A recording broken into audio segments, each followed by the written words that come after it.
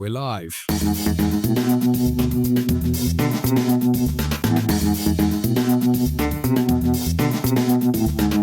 Hello and welcome to the Sports Pro podcast. My name is Michael Long and I'm the editorial director here at Sports Pro. Now, for the first episode of 2025, we're going to be talking about the latest installment of our 10 influencers list. Now, this is an annual staple of Sports Pro's coverage, one which dates back many years, and it's one in which we identify 10 figures from the world of sport and the wider landscape of business whose work is going to be setting the sports industry agenda for the year ahead. Now, if you haven't checked out the latest list, which we dropped in recent days, please do head over to sportspro.com to find the full article. With me today, we've got Sam Karp, Sports Pro's features editor, as well as Ed Dixon, our deputy editor. We're going to run through some of the names on the list, delve into why they were included and the rationale behind it, and what influence those individuals wield in their respective spheres of influence. Right, I don't know about you two, but for me, there's only one place to start, which is with Bella Bajaria, Netflix's chief content officer. Netflix, obviously, this week making their debut as the global broadcaster of Monday Night Raw, just weeks after showing a pair of NFL games, before which they announced that they're also going to be broadcasting the next two editions of the FIFA Women's World Cup in the US. We obviously debated last year, I think around this time last year anyway, having someone from Netflix on our list of 10 influencers. Didn't quite make the cut, but I don't think we could ignore them for 2025, could we, Mike? Whenever we put together this 10 influencers list, we're always talking about, Netflix and the potential impact they have, and Ted Sarambos's name invariably comes up. Netflix steady kind of encroachment into sport has been kind of coming for several years, as we know, but has really ramped up over the last 12 to 18 months, I guess. As you mentioned, WWE, NFL, the various other docuseries that they're working on. And then just before Christmas, I believe there was an announcement of the FIFA deal for the US, exclusive US rights to the Women's World Cups in 2027, 2031. So, clearly Netflix is not kidding anyone now. We know where its intentions lie.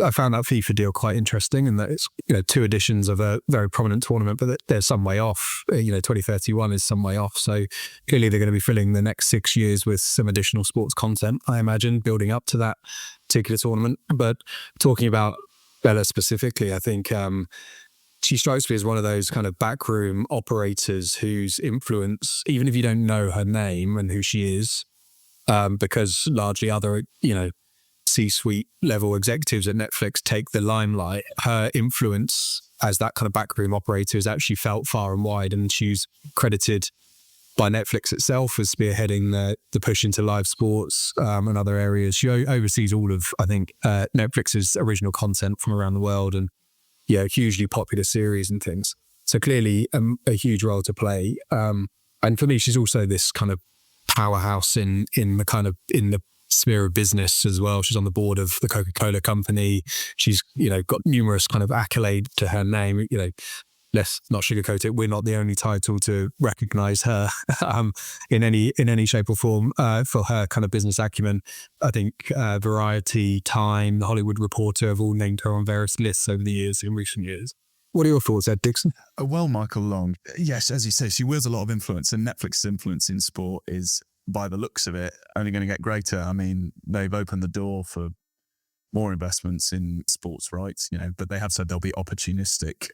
And it's interesting, they remain sort of on a learning curve with their broadcasts. The reason why other sports properties that are yet to partner with Netflix kind of want Netflix to succeed is obvious. I mean, why wouldn't you want to partner with Netflix? There's a lot of money on the table, but it's not just that. And Netflix, as we know, brings a lot, opportunities for expansion. It's got global reach, and it means when you combine those two together, it's quite an irresistible offering, if you like. We've been trying to sort of in recent years figure out what Netflix's sports strategy is, and we've seen already at the start of the year that it's becoming a lot clearer what that looks like. I think also, as you said there, it's not just the money that it brings to the table. I think you've seen already with the NFL broadcasts and also the broadcast of Jake Paul versus Mike Tyson before that, like they build a massive show around these live broadcasts also. And I think there are obviously technical issues with the Jake Paul versus Mike Tyson coverage, but that kind of allowed them to test out their technical capabilities. And by the time the NFL rolled around, it seemed to be delivered fine. And, they attracted an average of 24 million viewers for those broadcasts, which are kind of, that's on par with like NFL televised broadcasts, which, I know it's different. Say Amazon, who broadcast Thursday nights, this is Christmas Day, people aren't working, they're all off. It's kind of this big event. But I feel like that's what appeals to Netflix at the moment, their ability to kind of build something around those live broadcasts. And that's what they did with having Beyonce as a halftime show.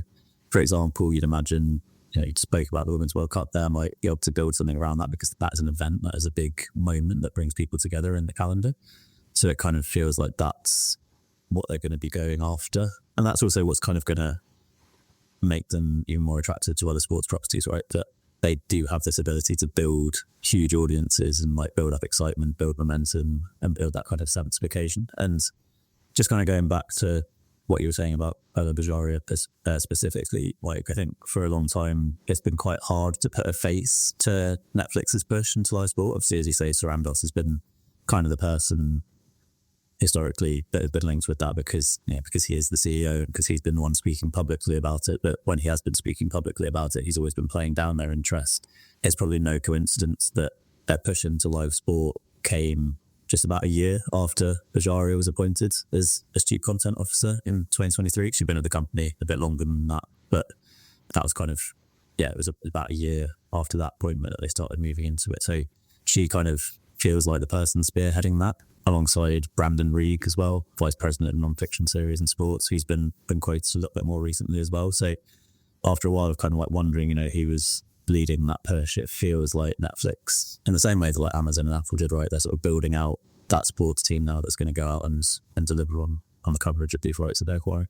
So do we think they're going to be signing deals, major deals or major properties more frequently? Do you think they're going to be particularly active this year of all years? The entertainment element of their deals is going to be interesting because Mike Tyson, Jake Paul, that was a spectacle. That was, well, if you can call it entertainment, but you see my point. It was ceremony, and the actual quality of the sport was almost felt like secondary. Then you've got WWE, which is sports entertainment, and what else have they done? They did that golf tournament with golfers and F1 drivers and celebrities, stuff like that. And then even with the NFL stuff, that was on Christmas Day. Families are looking for something to watch together as they want, together, family entertainment. So did I mention they do hot dog eating? Yeah, they did that as well.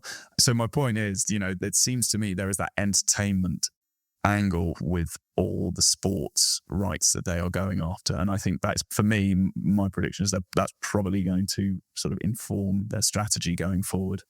Yeah, I think that's an interesting point. Yeah. I think the FIFA Women's World Cup deal, it almost falls into that category. Don't get me wrong, it's a serious tournament. You're talking about, the powerhouse of international women's football in their domestic market, in the US national team, hugely popular. But the way, women's soccer in the US is, it's a kind of more family orientated sport ultimately that brings families together, appeals outside of the kind of core, I guess, football fan in that market. And I think, that's an interesting one that I think it's going to bring.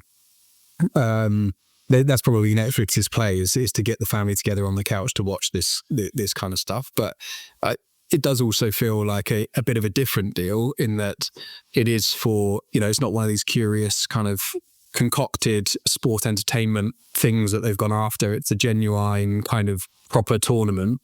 Obviously, 2031 is 6 years away. I feel like they're going to build towards that with more of these quote unquote proper sports entities that they're going to bring onto the Netflix platform from a live perspective.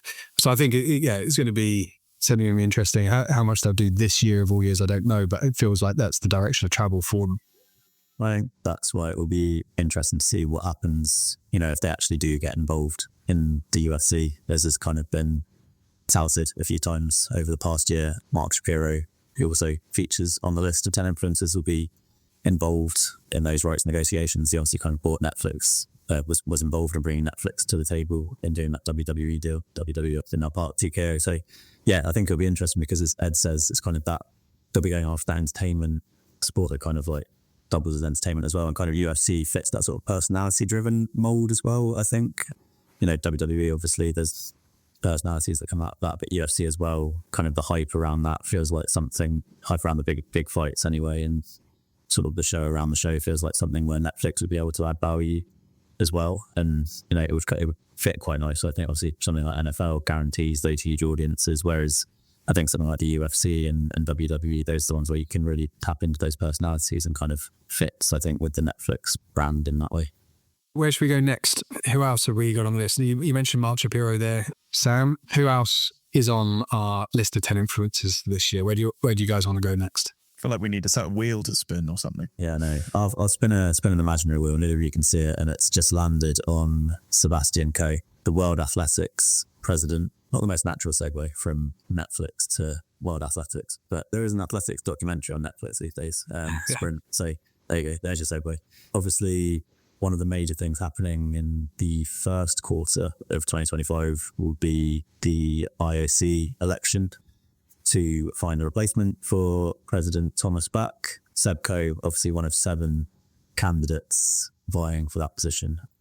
Ed, you were the one responsible for making the case for Coe in our 10 Influencers article. Why do you think he was the best fit out of those 7 candidates to kind of feature this year? Are you saying that it's my fault then if he doesn't get elected? Yeah, we'll have to eliminate him from the list if at the end of March he doesn't get chosen. He is the bookie's favourite, so we'll see if that bears fruit. I mean, on paper, if he has to, I don't know how it works, the selection process in the IOC, if you sort of upload a CV to their back end or something like that. But if that was the case, then I think you'd look at Seb Coe's CV and it is quite hefty. I think he's had pretty much every stakeholder role you can within the Olympic movement. You know, he's obviously been an athlete. He's been a national committee boss, international federation president. He was the bid team leader for London 2012, and now he's obviously president of World Athletics.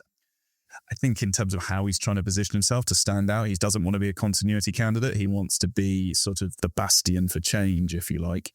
You know, he's promised a clear-cut policy to protect female sports. He's looking at introducing prize money across the Olympics. I think in terms of just the general function of the IOC, he wants to make members more actively involved in its decision-making process. I don't know necessarily if that will sit well with, you know, other IOC members if they're looking for sort of a continuity candidate. But I think whoever does come in, you know, they've got, as you would expect from, you know, arguably the most powerful position in sport, you're going to have quite a hefty in-tray. You know, there's, to name but a few, there's the Russia issue, there's keeping, you know, Olympic stakeholders happy every day.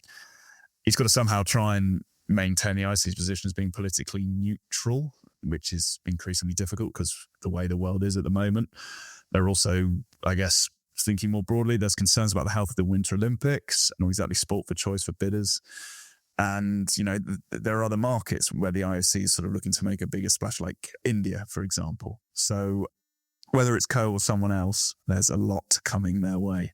Obviously, yeah, as you say, Coe is the bookie's favourite to land that role. Whether he does or not is another question. But obviously he, you know, if he gets the role, as you say, I struggle to see him being anything but the continuity candidate, even if he, you know, spins it that he's a bit of a reformist and he wants to make change. I mean, I'm sure he would look to enact certain changes, and he's done that in his, you know, current role at World Athletics.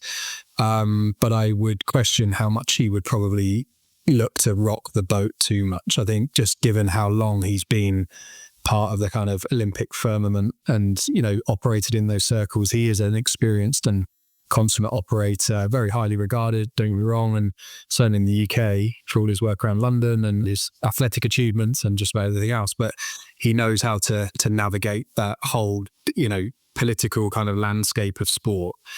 You know, I don't think he'll be upsetting too many people. And interestingly, I've got a copy of his manifesto in front of me, and it's a very polished manifesto. Of course it is.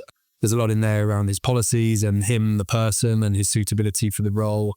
Some lovely acronyms that he's come up with to kind of hang all that stuff on. A lot of promises and pledges, but it's just typically light on detail, fairly vague in terms of exactly what he would look to do. There's talk of putting sport first, you know, appealing to tomorrow's generation and inspiring youth, putting athletes at the heart of the Olympic movement. Where my mind goes is I'm more interested to know what he might do around the revenue models, which he talks about, and kind of growing the Olympic brand equity and smart partnerships and how he's going to rework those. When you actually dig into the detail, there's not a lot of it there. But maybe that's intentional. Maybe that is because he really needs to play the game, navigate the political landscape, get his foot in the door, get the role, and then we might see more meat on the bones of exactly what he's thinking and how he wants to change things.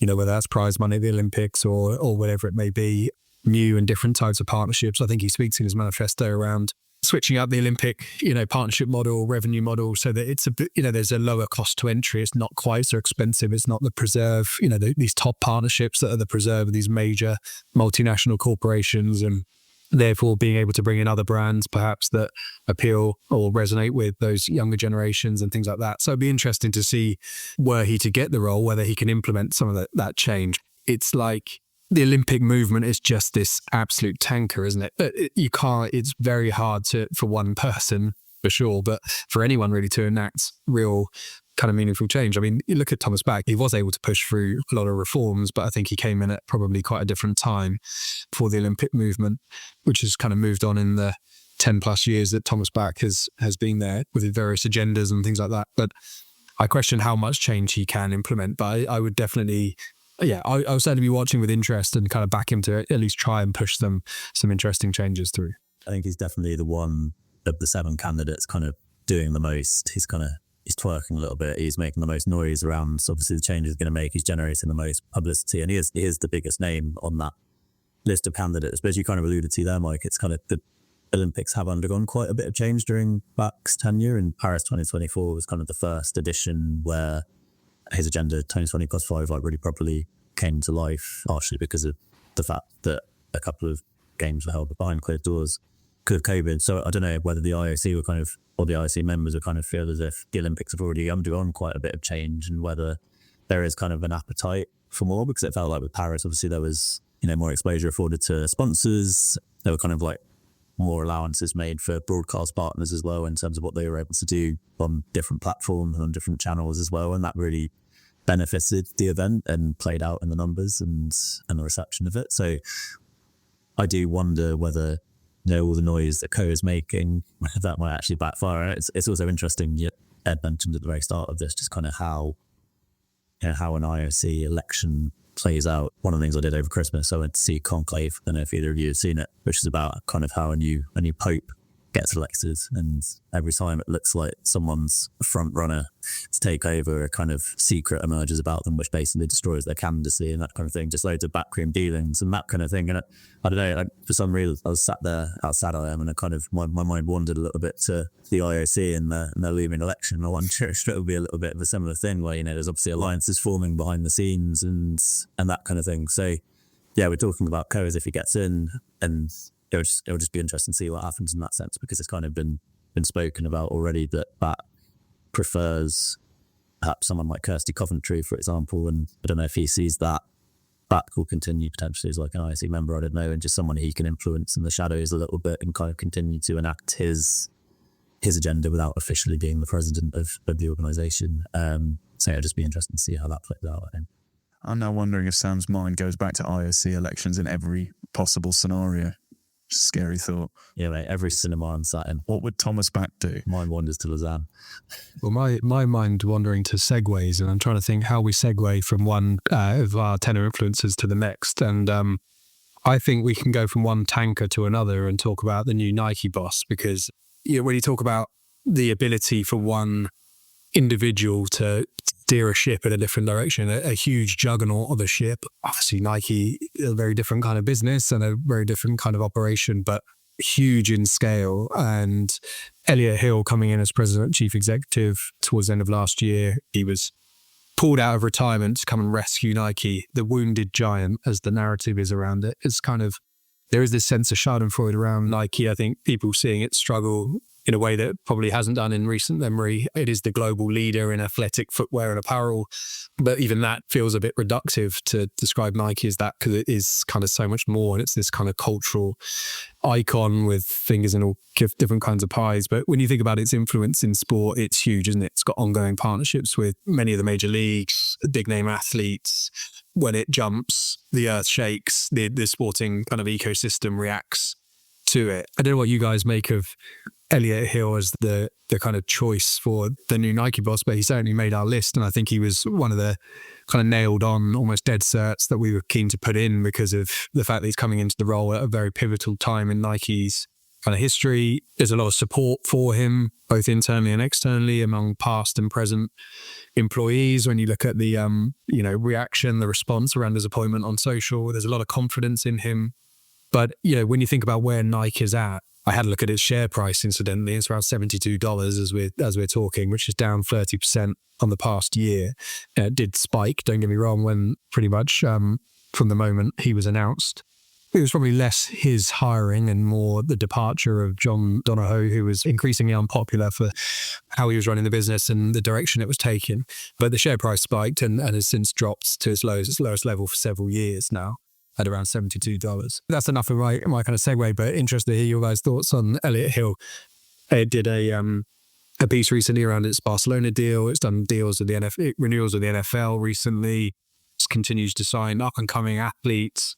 We can't talk about influence in sport without talking about the new boss of the biggest sportswear company of them all, really, can we?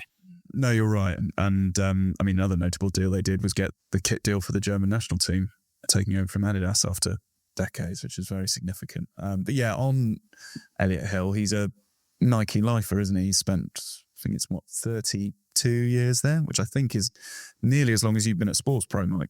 Yeah, nearly. He started as an intern as well, so there you go. I think, it's a nice narrative, isn't it? You've got a Nike lifer who's risen from wherever he started to becoming CEO, but obviously it'll take more than that to get Nike back on track. I think the plan is to get Nike back to doing more of what it's best at. So things like product innovation, which Donahoe was criticised of moving away from, sort of an over-reliance on a D2C strategy. They need to rebuild relationships with retailers and stuff like that. I think it is a sort of a tanker, and I'm not trying to labour that analogy, but I just think the brand is what it is, where I think it's a sort of a tanker that hasn't gone as far off course as some people think. I think it's more a readjustment is needed, sort of evolution rather than evolution. And, there's been a little bit of soul searching, but I think Hill's got a very clear remit and he's been very clear of what his plans are. And I think he feels to me like the right man at the right time, but obviously the proof will be in the pudding. But I think he's kind of that kind of figure that Nike was crying out for after Donahoe's tenure. Mm. Yeah, I think he's a shrewd pick in that sense. I mean, he's said all the right things since he's come in, and investor relation calls that he's done and things like that. We think about what difference one man can make to an absolute juggernaut like Nike. I think it is that just changing the narrative around it and restoring that kind of feel good factor. There's a lot of talk in the kind of commentary around his appointment of how Nike's just kind of lost its mojo. It's strayed too far from its core business. It's pissed off a load of wholesale retailers. It's therefore kind of emboldened, I guess, those upstart competitors, certainly in the footwear space, like On and Hoka, giving them kind of shelf space opportunities basically to steal market share, certainly in that running space from Nike. But I think Hill really it's a kind of cultural move and as I said, that feel good factor, galvanizing the teams within Nike, I think is going to be this big focus, as well as just putting the focus generally, the media narrative around the company in the right places. So less of this peripheral stuff, NFTs and stuff. Why is Nike kind of focused on that kind of stuff? Let's get back to making great shoes, partnering with the best athletes, doing some really great reactive marketing campaigns, and therefore rebuilding kind of investor confidence and things like that. And I think, Nike just needs to use that. And it needs to refine its mojo. You've got the 2026 World Cup happening on its home turf. You've got the 2028 Olympics coming up. These are big opportunities for a company like Nike to really make a splash and flex its muscles again, as well as those ongoing partnerships, which we kind of mentioned as well. So it's really a bit of, balancing, I guess, the product innovation, as you mentioned, Ed, with the kind of just, we are the bee's knees, we are the best brand, the leading brand, and getting back to that narrative. Because then I think, all of those other elements like investor confidence will fall into place and therefore the share price will rise. And I think if Elliot Hill can do that within his first year in the job, then, if nothing else, he warrants a place on our 10 influencers list. I'm sort of wondering if he'll relish Nike almost having, being the kind of the hunter again, because it became that, it started off as the hunter, then became, the hunted in recent years because of, the biggest sportswear company on the planet. And now almost, I wonder if he's trying to sort of flip the narrative and sort of say like, we've got all these other competitors now. We need to be, go back to what we did in like sort of the 80s and 90s when they made Air Jordans, when they sort of usurped Reebok as, when Reebok was the sponsor of the 96 Olympics. And yet Nike did this sort of the guerrilla marketing campaign where everyone assumed that Nike actually kind of stole the show from a brand perspective. So I'm sort of wondering if that he's almost relishing that opportunity. They've gone back to being, poachers rather than kind of gamekeepers, if you like. Yeah, I think you're right, Ed. I think he'll, obviously outwardly he's saying that this is a massive turnaround job, and he's expressing that to, as you said, Mike had a call with shareholders a couple of weeks ago where he sort of talked about this being a kind of 2 years worth of turnaround kind of thing. But I think he'll be quietly really confident of being very successful in this because, as you say, he's been there when Nike's been at its best, so he knows exactly what needs to be done to get back there. And just in terms of who he's replacing, it can be more of the opposite of what Donohoe was. Donohoe spent a very long time at Bain & Company, eBay chief executive, kind of a data tech guy, management consultant, not really things you would necessarily associate with Nike. Where you think of Nike, you think of really powerful marketing. And one of the things that Hill said in that first call with shareholders was that it kind of lost its focus as it related to sport. That's kind of where he's going to be really doubling down. And he said he's already sort of done that straight away with some of those deals as they announced in the last quarter of last year with the NFL, with NBA and WNBA renewing as well, Brazilian Football Confederation also. So I think, in terms of his influence on Nike itself, but also this fact that he really wants to put sport at the centre of it and athletes at the centre of it, maybe something that we've just maybe seen a little bit less of under Donohoe's leadership, where it was a little bit more focused on kind of strategy and sales and that kind of stuff. What it sounds like Hill's going to be doing is really big putting sport front and centre again. So we might end up seeing some of those, kind of that really crisp marketing that we come to associate with Nike that maybe we haven't seen in the last few years. Nike received a load of criticism for its Olympic ad, I think, last year because it just felt a little bit out of touch and was all about kind of stepping on your competitors, which is kind of fits in with their brand a little bit, but just felt a little bit out of sync with the messaging of today. And maybe it feels like their marketing has gone that way a little bit. And I feel like under Hill, they'll definitely get back to kind of being the best in the space at that, especially. Yeah, it'd be interesting to see what they do with Caden Clark as well, another name on our list. Not to dwell on her too long, so much has been said and written about Caden Clark, and the last year has kind of proven the impact and the influence that she now wields. And I think that's now going to be amplified this year with everything that's going on around the WNBA. New media rights deal domestically, bigger platform for the players. They've opted out of their CBA. She's had an impact on just about every element of the WNBA's business, from attendances to viewership to merchandise sales to the social media mentions to investor interest, brand interest, just about everything. She's got this real kind of magnetism. She's hugely marketable. We had her in our top 10 of 50 most marketable athletes in October. And so, when you marry that kind of power and personal influence that she wields with Nike's marketing muscle and scale, it'd be really interesting to see what she does this year and specifically what those two do together outside of the US as well to really, I guess, take her to places that she just wouldn't previously have been able to go, or, women's basketball players just haven't had that same kind of leverage and platform and things. So I think that's going to be very interesting. I think as well, just, she really just embodies that trajectory that women's sport is on. And I guess we can talk about a couple of other names on our list who are, actively going to be pushing women's sport forward this year. And that's really in a couple of different ways, but that's really the fundamental reason for why they're on our 10 influencers list.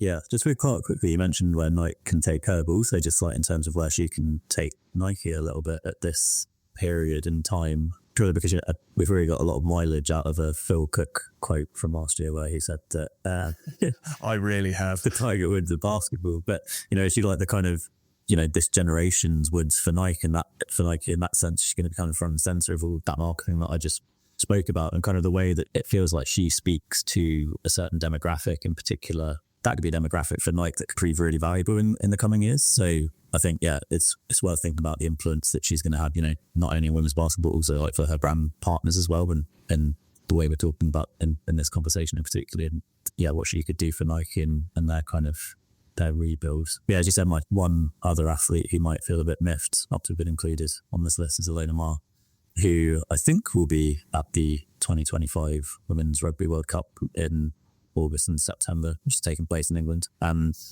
the managing director of that tournament, Sarah Massey, is also on our list. How's that? Yes, okay. What do we think of Sarah Massey and her inclusion? I think that will be part of kind of a big summer of women's sport that's happening this year, just shortly after the Euros. And World Rugby, local organisers as well, will probably be hoping that Women's Rugby World Cup has a similar impact to the Euros that happened a few years ago. Whether that's kind of too easy a comparison to make, I don't know. But yeah, what do we think of Sarah Massey and kind of the impact that tournament in particular is going to have? Expectations are high for the reasons you mentioned. I don't think comparisons with the Euros is necessarily a lazy one, because it just feels right. Like World Rugby, they've been very clear.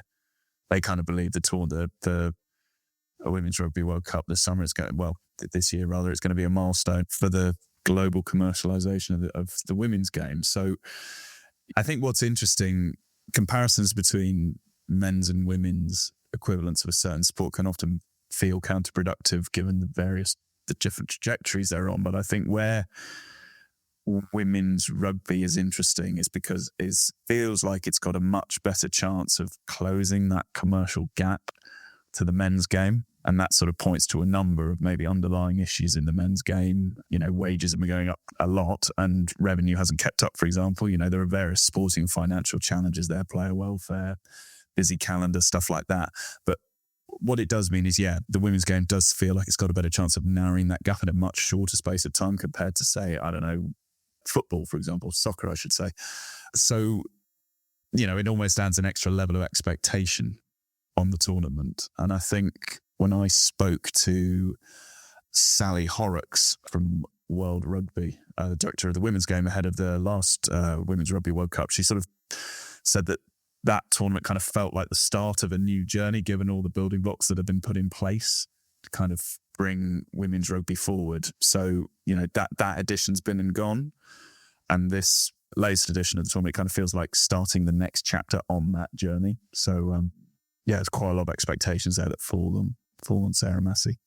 Ultimately, the nature of her role and the influence that she'll have this year is that she's tasked with delivering a successful event. They want to sell out. They've moved the final to the main Twickenham Stadium. All the signs are that they've got all of the building blocks in place to set another benchmark for women's rugby globally, certainly in the UK, and for broader than that, for women's sport. It can be another sign of its commercial progress. I think it's going to be a highlight of the year in terms of major events. So, Massey and her team, backed by World Rugby and the RFU, are looking to deliver the best possible event. So, I think, it's going to be interesting how it comes together and the kind of buzz it might create in the UK as well. Obviously, for us being based in the UK, we'll probably see it up close and in a different way to, other people around the world in other countries for sure. So it'll be interesting to see whether it does have that kind of media buzz around it, whether it really is driving the conversation as and when it happens. But I think a decent run by the hosts, and we're still talking about these tournaments in women's sport as creating the star names. I think, yes, you might have anomalies like Ilona Mayo, where there's a star name that's going to draw people to the tournament. But I think in the same way, when you liken it to the England Lionesses and when they won the Euros, that really made household names of the team rather than, they were already established names that people were drawn to and coming into the tournament and things like that. So we're still certainly in that mode for women's rugby in this country. So I think, a well-produced, slickly produced tournament that pleases fans is going to be a major step forward for development of women's sport. I think another name on our list, talking about the development of women's sport, and again, feels like probably the most seamless segue we've gone for yet. But with Michelle Kang, serial investor in women's sport, and I believe women's rugby as well as football. She's the founder and chief executive of, I'm going to butcher the pronunciation of the name of her company, Kaniska Sports International. Yeah, Kaniska. Yeah, she's the founder and chief executive, becoming a increasingly powerful and influential and respected kind of investor in women's football specifically. Born in South Korea, she's an American businesswoman, made her fortune in health tech, and is now channeling that into the women's game. Owner of the Washington Spirit in the NWSL over in the US. She also owns Lyon in Europe, and then she acquired the London City Lionesses fairly recently as well. And off the back of those acquisitions has built out this kind of multi-club ownership model, which is a bit of a first within women's football. It's obviously fairly well established now and somewhat controversial, I guess, in the men's game. Kang is pioneering this model in women's sport as an investor.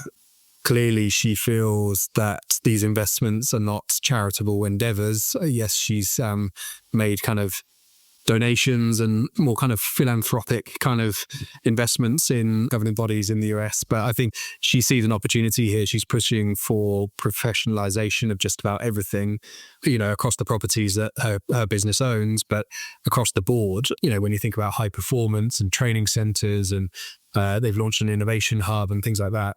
She's putting her money where her mouth is and really backing the growth of women's sport. So, Sam, I mean, you probably a bit closer to this. You could probably talk a bit more about why we've included her in the list for this year.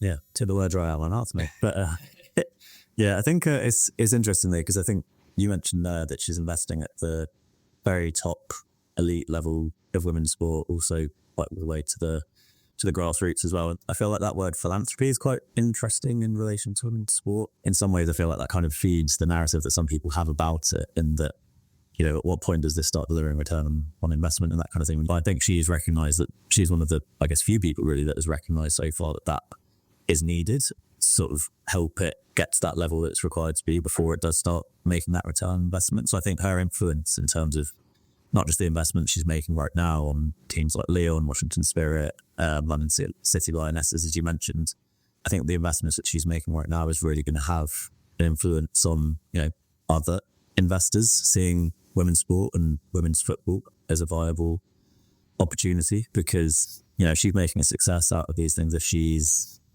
building the value of those investments that she's already made, if she's making the whole ecosystem better and doing that, then other investors are going to be attracted to that. So that's where I think she could have a real influence, particularly this year. I mean, we've seen other women-only groups emerge, like Mercury 13, Monarch, I think, was one of the first to come out, but I'm not sure they've kind of built out much portfolio just yet. Kang's the one who's really kind of gone in, two-footed, if you're using a football analogy, to be honest, and started to really invest. So I think, yeah, it's less about the kind of individual investments that she's making. It's kind of the whole thing as a collective. And I think I mentioned in her profile, it's not something that she can do on her own. So hopefully this year we'll kind of see other investors kind of join her on that journey. And not to say that just has to be other female investors, that'd be good. But we've seen in the US, private equity groups seeing women's football as a more viable investment opportunity. Perhaps the landscape's a little bit different because of the way things are structured. But obviously the WSL in this country on a bit of a different path now under its as kind of being run by an independent company. So it'll be interesting to see what kind of avenues are created for investors to buy into teams in that sense. And so, yeah, I think there's kind of a lot to come on the investment side in women's sport and women's football this year. And Kang is very much kind of the face of that at the moment. Right, guys, we can wrap it up for this week. Anyone interested, of course, in reading more about our 10 influencers, including those we haven't mentioned, please do go to sportspro.com to check it out. And of course, if any of the influencers themselves are listening, we're always open to having you on the show to do an interview with us. So do let us know. Cheers, gents, and we'll chat again soon. Cheers, chat. Thanks, guys.